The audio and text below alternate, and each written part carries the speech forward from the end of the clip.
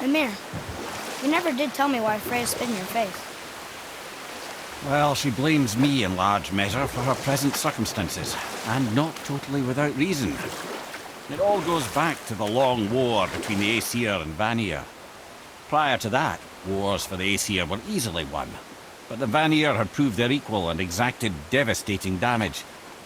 Both sides suffered tremendous losses, and for many of us, quite frankly, war was simply no fun anymore, but a rather senseless waste of precious life. Wouldn't you agree, brother? Precisely. Enough was enough. And at last, Odin's most brilliant advisor became determined to find a more enlightened path. He set about to broker a peace between the gods. It took some convincing, but ultimately Odin was persuaded to marry his deadliest enemy, a certain Vanir goddess, legendary not only for her fertile beauty, but her genius at the very Vanir magic that Odin had long aspired to master. Freya married Odin? What was in it for her? It was a sacrifice to protect her people, a selfless act of love. Truly, she deserves better than she got. But of course, there's more to that story.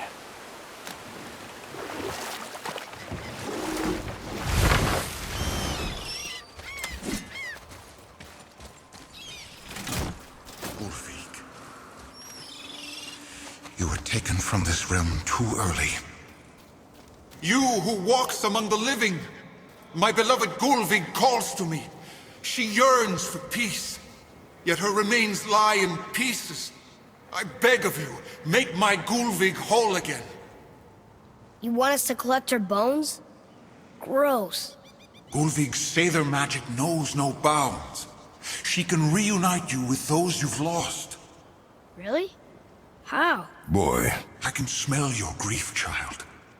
Rest assured, her magic is strong enough to create bridges between life and death, if only for a short while. Boy, we are leaving. They've taken 3 of Sweet Gulvig's bones and spread them across the lake. Bring me her bones, child. Gulvig will reward you.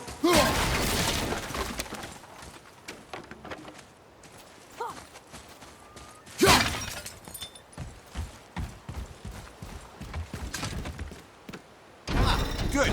The special chisel is ahead, past this gate. Focus up, boy.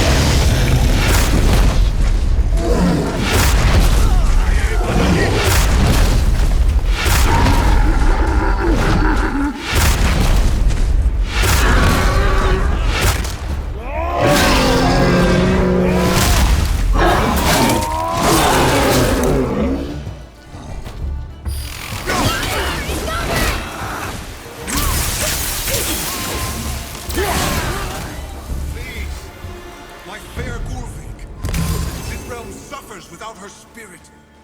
Father, maybe we should look for those bones. Why? Didn't you hear him? We could talk to Mom again. If we keep an eye out Look while if you wish, boy.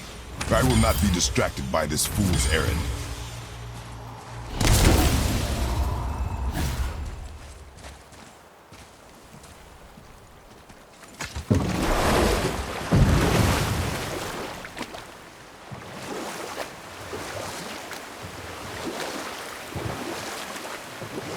This chisel we seek, what is it? I'm glad you asked, actually. I have just the story for you. There was a giant once named Thamur. A very giant.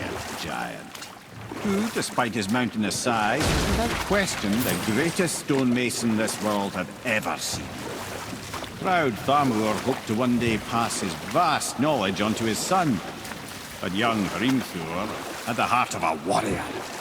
Perhaps the father had too much fear in him, or the son too little. Either way, the quarrel of theirs spiraled out of control, and the overworked stonemason, bonk, struck his son. Hrimthur ran off into the night.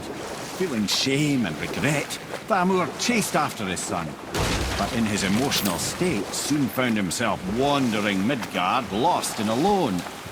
Sadly, he caught the eye of the one person he didn't want to meet alone that night, so far from home.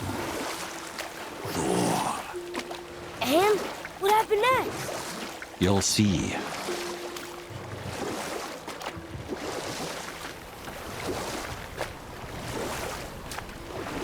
Thor killed him.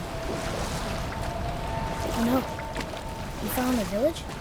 Aye. When Thamur fell, he crushed a charming place famed for worshipping the Vanir god Njord. Thor always took credit for planning that one. The truth is, the sweaty ballbag just got lucky.